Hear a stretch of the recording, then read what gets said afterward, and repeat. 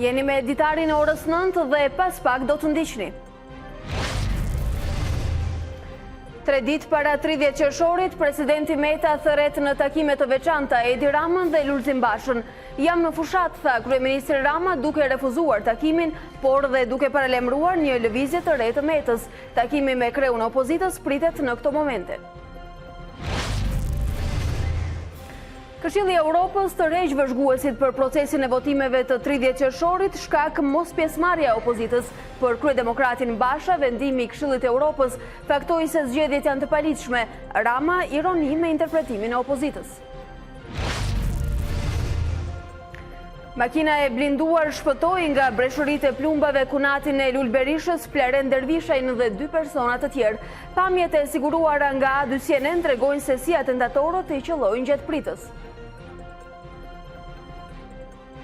Zonja dhe zotri, mirëmëngjes, mirë se po takojmë edhe sot si çdo ditë tjetër në këtë transmetim të drejtë për drejtë me Ditarin e orës 9 në A2CNN. Në minutat në vijim do të keni mundësi të merrni informacione edhe për të tjera tema nga aktualiteti si këto. Pas Serbisë, Kosova bëhet gati të taksojë edhe Shqipërinë. Ministri i Tregtisë dhe Industritë Endris Shala tha se Tirana dhe Shkupi nuk ofrojnë një klimë të mirë për prodhuesit kosovar. Gjermania, Polonia dhe Republika Çeke përjetuan temperaturat më të larta të regjistruara ndonjëherë për muajin qershor. Franca mbyll shkollat dhe paralemron për mundësinë e viktimave. Inxeti pritet të intensifikohet edhe më shumë gjatë ditëve në vijim. Kombëtarja shpresa në volejbollin e meshkujve mundi edhe Maqedoninë e Veriut në kampionatin ballkanik që po zhvillohet në kryeqytet. Kuqezint luajnë sot për biletën e finales së madhe përballë përfaqësuesës malazeze.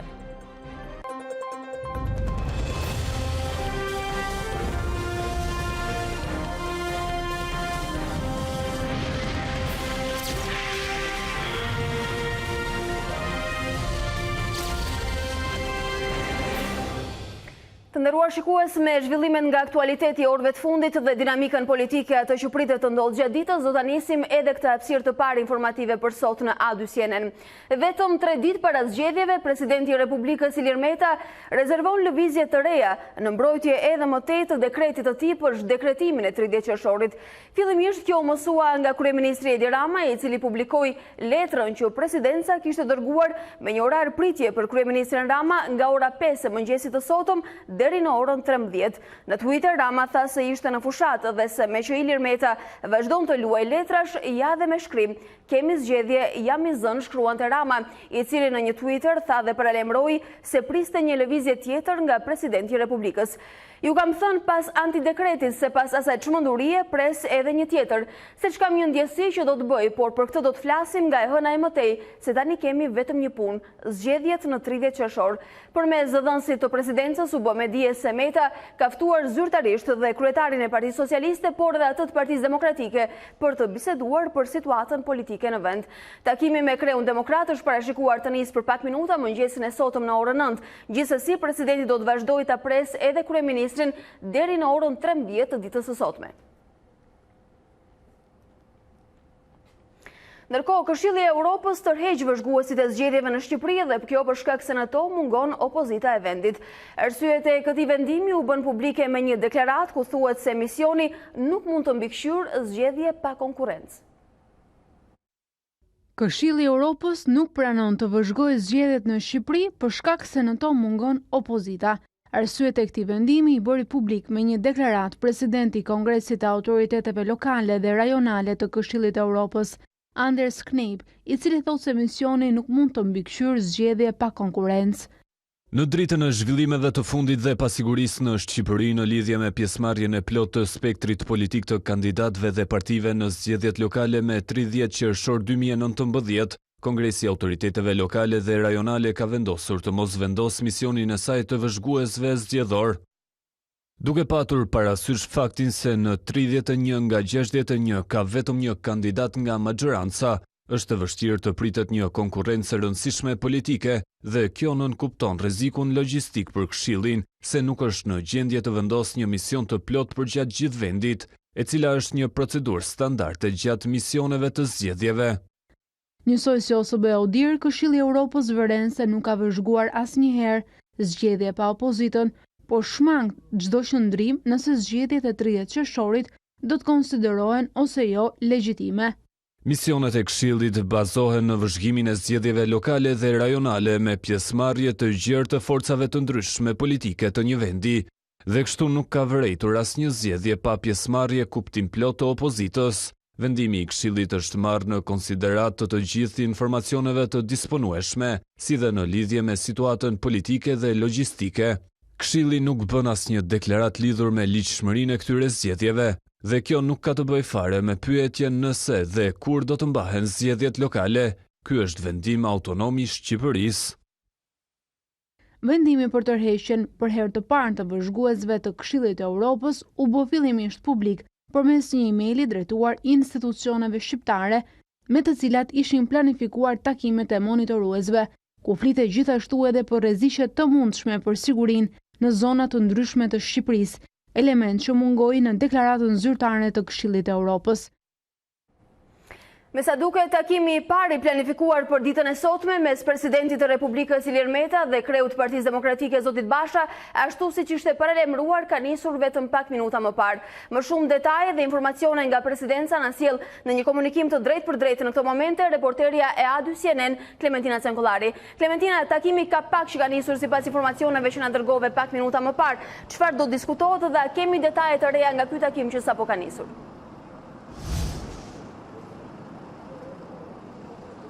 Po, Alba, institucioni i presidencës duke se flet për orë vendimtare gjatë ditës së sotme. Presidenti i Republikës e ka nisur herët ditën e tij të punës që prej orës 4:47 minuta, kjo për shkak se në ftesën zyrtare që është dërguar përmes një letre kryeministrit Edi Rama një ditë më parë, i bëi me dije kreut të qeverisë se presidenti i Republikës ishte në pritje të tij që nga ora 5 e mëngjesit deri në orën 13 të ditës së sotme për të diskutuar për çdo opsion për të zgjidhur krizën politike në Shqipëri, në kushtet kur presidenti i Republikës ka lëshuar një dekret që anullon zgjedhjet e 30 qershorit, por kryeministri i vendit nuk i është përgjigjur kësaj ftese, e cila u konkludua dje me letër, por burimet pranë presidencës folën gjithashtu se gjatë gjithë këtyre ditëve ka pasur kanale të tjera komunikimi, përfshirë dhe biseda telefonike mes kabineteve për të bërë të mundur këtë takim.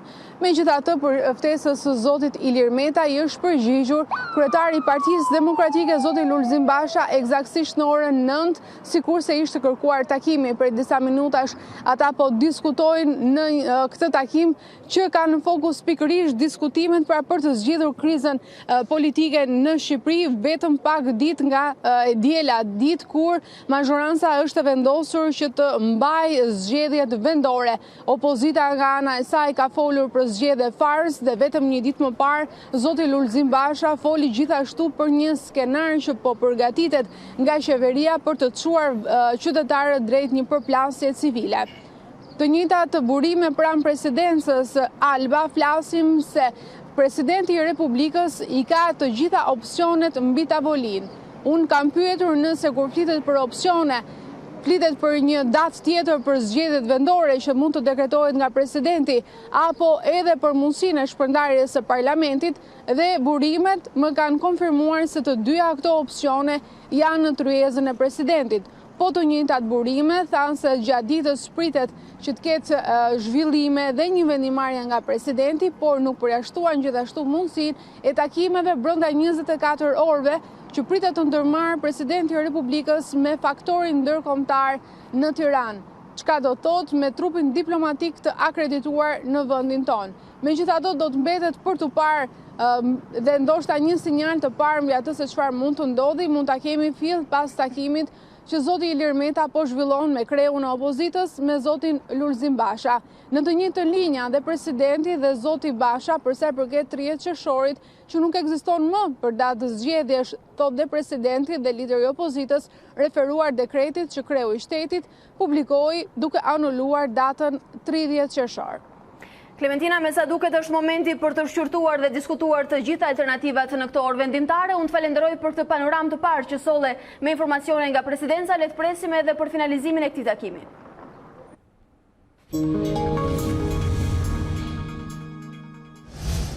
Ndërkohë, ne të nderuar shikues, në studion e Ditarit jemi rikthyer me të ftuarin e parë për mëngjesin e sotëm. Ish antari i Komisionit Qendror të Zgjedhjeve, jurist zoti Artan Lazaj, është bashkuar këtë mëngjes me ne. Mirë se vini. Zoti Lazaj, besoj se keni ndjekur me kuriozitet lëvizjet e intensifikuara të orëve të fundit në këtë situatë të pazakontë të politikës vendase dhe të paprecedent gjithashtu. Si ish antari i Komisionit Qendror të Zgjedhjeve, si e shihni aktualisht pozicionimin delikat të Komisionit Qendror të Zgjedhjeve dhe peshën që ka për vendimarrjen e orëve të ardhshme? Situata aktuale për zgjedhjet e tretë qershor fatkeqësisht ka marrë një drejtim që nuk duhet të kishte marrë, por është finalizimi të gjitha shkeljeve dhe gjithë situatës politike në Shqipëri gjatë gjithë viteve të pluralizmit politik dhe tashmë duket për mendimin tim që është finalja. Sëmundja ka dalë në sipërfaqe dhe ka shpërthyer dhe duhet të shorohet me se s'bën, nëse duhet të mbajmë këtë sistem demokratik, pluralizmin. Cilat rrezikojnë të jenë pasojat e kësaj sëmundje që sipas jush tashmë ka shpërthyer dhe ka dalë në sipërfaqe dhe me sa duket rrezikon situatën në vend, ndërkohë që jemi vetëm 4 ditë para zgjedhjeve? Pasojat do të jenë ose do kthehemi 20 vjet pas, ose do të vazhdojmë para drejt idealit ton, antarësimit me drejtat plota në Bashkimin Evropian. Por me që bëhet pyetjen e parë, Komisioni Qendror i Zgjedhjeve është në një pozitë të vështirë. Unë kam qenë antar i Komisionit Qendror të Zgjedhjeve dhe shpesh kam qenë në atë kohë në Pakic, nëse mbani mend ishte pozicioni 4-3, 4 antarë që i përkisnin pozitës, me 3 antarë që i përkisnin opozitës, në atëherë kritikonin për veprimet e palishme Komisionit Qendror të Zgjedhjeve, që faktikisht sot po i bëjnë antarët e pozitës tanishme të opozitës tonë dje.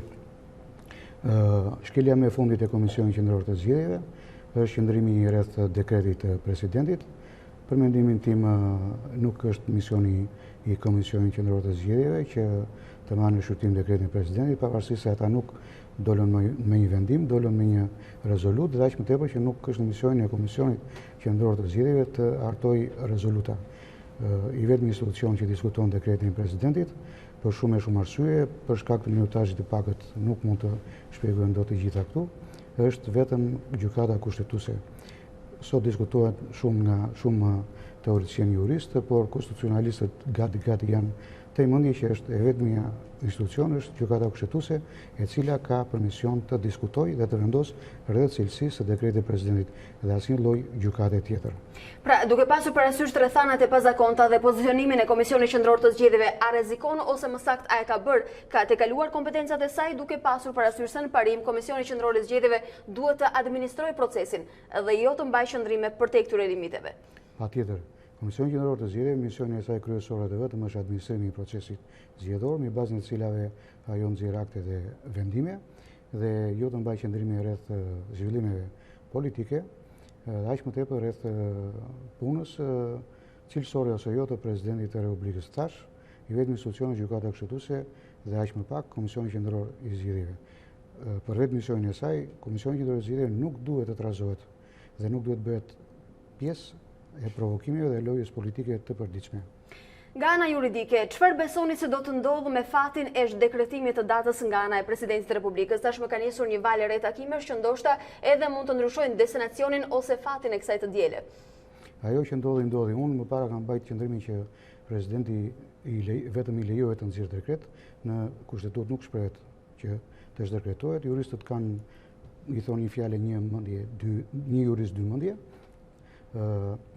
Ajo që nuk pengohet lejohet, në kushtetutë nuk shprehet që presidenti ka të drejtë të dekretojë, megjithatë ajo u bë.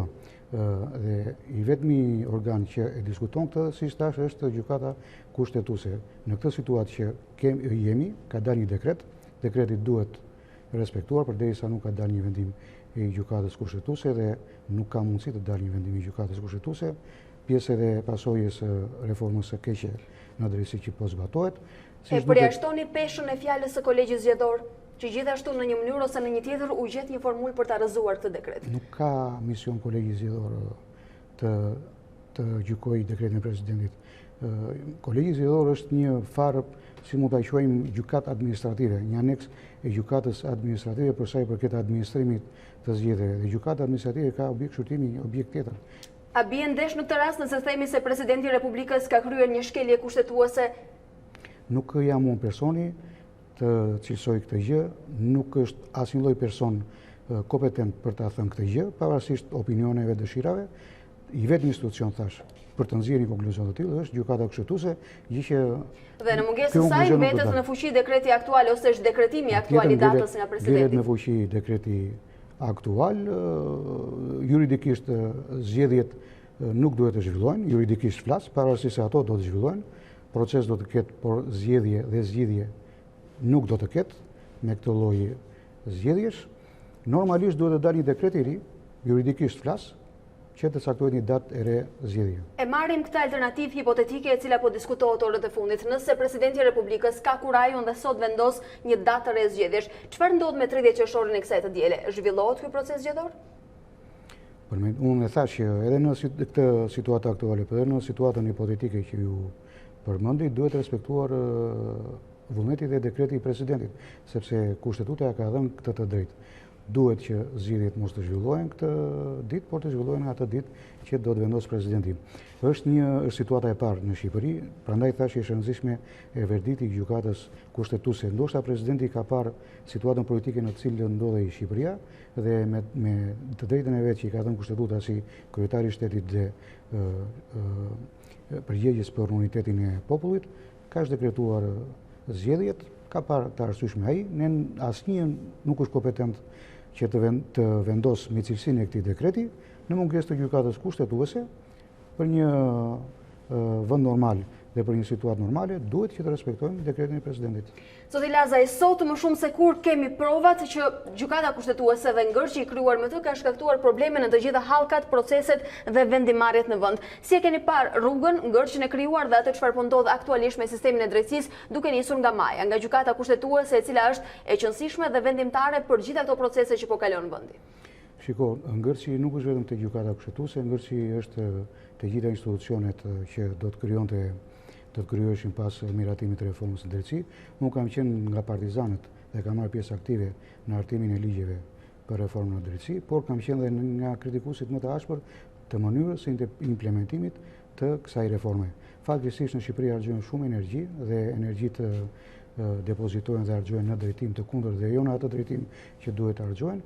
Unë kam paralajmëruar herët edhe me qendrimet e mia në komisione të ndryshme, në takimet tavolinet rrumullakta, në intervistat me median, që do të vinte kjo situatë dhe fatkeqësisht situata do rëndohet akoma më tepër, sepse jo vetëm gjykata kushtetuese, siç e thash, është Këshilli i Emërimeve në drejtësi, KLG, KLD u miratuan me shumë ones, me shumë sforco dhe me defekte të rënda për disa nga anëtarët që janë miratuar, po kështu organet e vetingut është një skandal më vete, po unë kam konflikt interesi në këtë mes. Megjithatë, do donim opinionin tuaj. Më thatë se situata pritet të rëndohet. Ky është parashikimi juaj. Çfarë nënkuptoni kur paralajmëroni këtë? Jeni një nga njerëzit e drejtësisë që në fakt jeni penalizuar nga reforma në drejtësi dhe nga filtrat e procesit vetingut. Thjesht të përmendim faktin që sot në gjykatën kushtetuese janë rreth më shumë se 45.000 dosje që presin të shqyrtohen. Gjykata e lartë nuk po krijohet, siç duket do vonohet akoma më shumë. Në momentin që do të krijohet, në mënyrën se si do të krijohet, unë parashikoj do krijohet me sforco dhe cilësia do jetë prapë e dobët, do të jemi më keq se ç'ishim më keq në momentin para reformës së drejtësisë. Ta zëmë hipotetikisht se do jenë 55.000-60.000 dosje që do të shqyrtohen. Afati i përpunimit të dosjeve deri në dhënien e vendimit përfundimtar do jetë shumë i largët. Drejtësi populli Allexhiu nuk do të marrë, drejtësi e vonuar, drejtësi e mohuar. Dhe te kalimi të gjitha afateve të përcaktuara është një motiv, një shkak më shumë për alarm. Patjetër, alarmi ka filluar, po vepron dhe unë parashikoj situatë jo të mirë. Dhe kush është situata më problematike në gjithë procesin e vetingut, sepse besojmë se ka një hallkë e cila është më e predispozuar për qenë problematike në këto procese të tjerat, me të gjithë njerëzit e drejtësisë, sepse shpesh është akuzuar se ky është një proces ku veprohet me dy standarde. Me dy standarde procesi ne nxjerrim konkluzion që veproi shumë kohë më parë, por fatkeqësisht po vepron me më shumë se 2, 3, 4, 5, është një sa tuteket antarëve të KBK-s, antarëve të KPA-s dhe vëzhguesve ndërkombëtar. Po ikin për mendimin tim. Kjo është mungesë integriteti e trupave të cilat gjykojnë dhe bëjnë procesin e seleksionimit, apo është një proces më shumë i anshëm dhe politik? Absolutisht po, integriteti i tyre, orientimet politike Në rrethin ton të juristave, edhe në kohën kur isha gjyqtar, po edhe tash që jam avokat, ne marrim vesh se kush do të iki dhe kush do të ri shumë kohë para se të dalë vendimi. Paraprakisht. Është një situatë alarmi, për mendimin tim po ikin një pjesë e shëndosh e sistemit të drejtësisë për llogarira shumë të ulta, për një matematik, mos justifikim gjoja të pasurisë, kur kushtetuta ka vënë kriter më shumë se 2 fishin e pasurisë duhet ikësh, kurse kur je brenda limitit 2 fishin e pasurisë, atë duhet të qëndrosh. Duket sikur të gjitha seleksionimet e këtyre filtrave ngecin te kriteri i pasurisë. Është një metodë shumë djallëzore për të gjetur dhe për të vendosur se kush duhet iki. Ju besoni se për zgjedhje, për të nisur me këtë kriter, është gjithashtu e qëllimshme?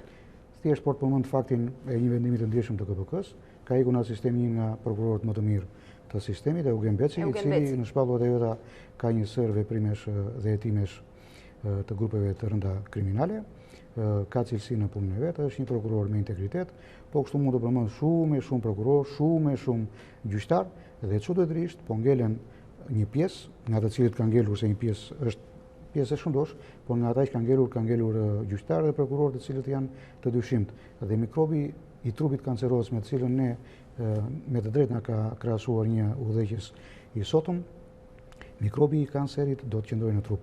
Dhe po qëndrojë qoftë edhe një qelisë kanceroze, përsëri trupi do të agravohet dhe nuk do të shërohet. Mikrobi do të prevalojë pavarësisht reformës?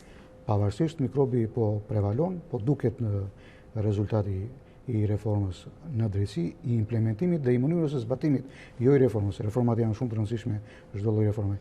Implementimi dhe zbatimi është shqiptarçe. Zoti Laza, ju falenderoj që ishit sot në A2CNN. Faleminderit juve.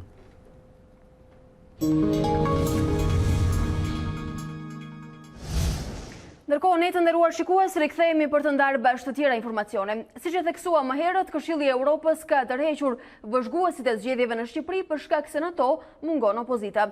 Kreu i Partisë Demokratike Lulzim Basha e përshëndeti vendimin e Këshillit të Evropës për t'u tërhequr nga monitorimi i zgjedhjeve të 30 qershorit. Vendimi sipas tij është një distancim i prerë nga zgjedhjet ku nuk ka konkurrencë pa pjesëmarrjen e opozitës. Basha përsëriti se do të bëhet gjithçka për të ndaluar aferën e 30 qershorit dhe akuzoi kryeministrin Rama se po përgatit një skenar për përplasje civile në ditën e zgjedhjeve. Lulzim Basha i kushtoi dy dalje publike vendimin të Këshillit të Evropës për të tërhequr vëzhguesit e këtij institucioni në zgjedhjet e 30 qershorit në Shqipëri. Kreu i opozitës e cilësoi tërheqjen një distancim të prerë nga zgjedhjet falso një partijake në vendin tonë. Arsyet janë ato që kemi thënë. Nuk ka konkurrencë pa pjesëmarrjen e opozitës, janë zgjedhje pa asnjë kuptim politik. Është një vendim i pastër politik, një distancim i prerë nga zgjedhjet falso, një partijake nga organizata kryesore e të drejtave të njerëzit në Europë. Basha përsëriti sërish se opozita do të bëjë gjithçka për të ndalur atë që e konsideron aventurë të 30 qershorit dhe akuzoi kryeministrin Edi Rama se po përgatit një skenar për përplasje civile ditën e zgjedhjeve. Në të gjitha qytetet kryesore të vendit, Edi Rama ka rekrutuar dhe po përdor kriminal dhe të fortë për të detyruar qytetarët të dalin në votime. Figurat e krimit do të përdoren si ushtri private mercenare me 30 qershor për të detyruar njerëzit që të votojnë nën presion. Ata do të përdoren për të krijuar përplasje mes qytetarëve. Ata do të përdoren për të bërë dhunë kundër qytetarëve. Ky është një skenar i rrezikshëm që do të dështojë. Ne do t'i bëjmë qëndres dhunës së Edi Ramës. Lideri i opozitës denancoi gjithashtu ministren e mbrojtjes Olta Xhaçka se në Peshkopi ka përdorur makina ushtrie me targa falso private për të shpërndar para për të dalë në zgjedhje. Interpretimi që i bëri Lulzim Basha tërheqjes së vëzhguesve të Këshillit të Evropës u përcoll me ironi nga kryeministri Rama. Ndërsa përdor epitete si artist dhe njësh për Lulzim Bashën, Rama ju drejtua direkt kreut të opozitës me një status në rrjetet sociale ku vë në dyshim reagimin e Selis Blu. Po si mund të thuar shqiptarëve se Këshilli i Evropës mori vendim politik për t'u tërhequr nga zgjedhjet të cilat janë të palitshme. Tani mezi pres çfarë do të thuash kur të dalë Rena në shesh, apo Rena tjetër gati, shkruante Rama në rrjetet sociale.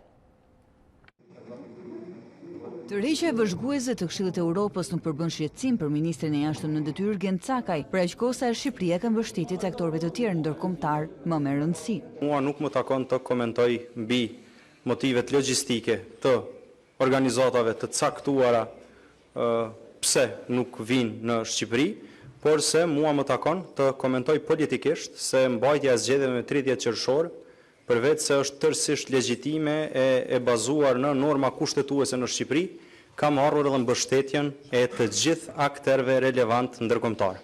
Cakaj refuzoi të komentonte deklaratat e presidentit kohët e fundit, por kritikoi sjelljet aventuriere të disa institucioneve që mund cënojnë sipas tij suksesin e padiskutueshëm drejt integrimit. Dhe nuk kemi nevojë që nëpërmes sjelljeve aventuriere të bartim një rrezik të tillë që rruga e Shqipërisë drejt Bashkimit Evropian të vështirësohet tutje. Por pavarësisht këmbguljes se zgjedhjet do të mbahen në 30 qershor, qeveria shqiptare duket se i trembet jo pak kësaj date. Sfida qendrore e Shqipërisë është që me datën 30 qershor të arrijë një proces elektoral të qetë dhe kuptohet demokratik. Shqipëria në asnjë rrethon nuk duhet lejojë që çështjet e saj të brendshme të shndrohen në kushte shtesë për hapjen e negociatave për antarësim në tetor, apo të manifestohen sikur barriera për këtë vendim. Por duket se angazhimi i mazhorancës ka qenë intensiv gjatë ditës së dieshme, ndërsa rreth mbrëmjes, kryebashkiaku i Tiranës, Erion Velia, tha se kishte arritur t'i qetësonte vëzhguesit e Kongresit të Autoriteteve Rajonale të Këshillit të Europës të vinë në datë 30 qershor. Sipas Veliajt, vëzhguesit ishin trembur nga deklaratat për dhunë të kryebashkiakëve të opozitës, ndonse nga deklarata që u publikua më vonë në faqe, rezultonte se ata nuk kanë vëzhguar zgjedhje pagar.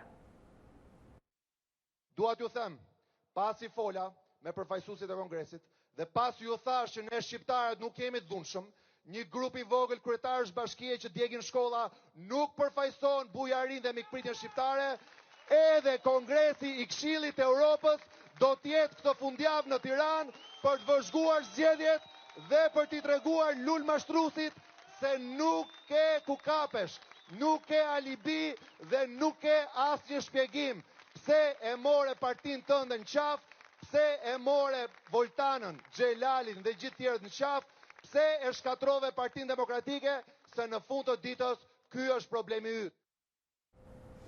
Njoftimi i publikuar në faqen e Autoritetit të Kongreseve Rajonale të Këshillit të Europës nuk u gjend, por burime alternative thanë se vëzhguesit e Këshillit të Europës nuk pritet të vinë në datë 30 qershor. Për të biseduar lidhur me këtë situatë, kemi të ftuar tashmë në studio zotin Aleksandër Biberaj, shqiptarin i cili ka mbajtur postin më të lartë në Këshillin e Europës si zëvendës president i Asamblesë Parlamentare. Mirëmëngjes dhe mirë se vini. Faleminderit për ftesën. Zoti Biberaj, vendimin e dëgjuat, reagimet gjithashtu se si u komunikua dhe si u interpretua, ju si e shihni tërheqjen e Këshillit të Europës në këto zgjedhje, i cili është një nga monitoruesit të këtij procesi të rëndësishëm për vendit, ndonse po diskutohet për legjitimitetin ose jo të tij.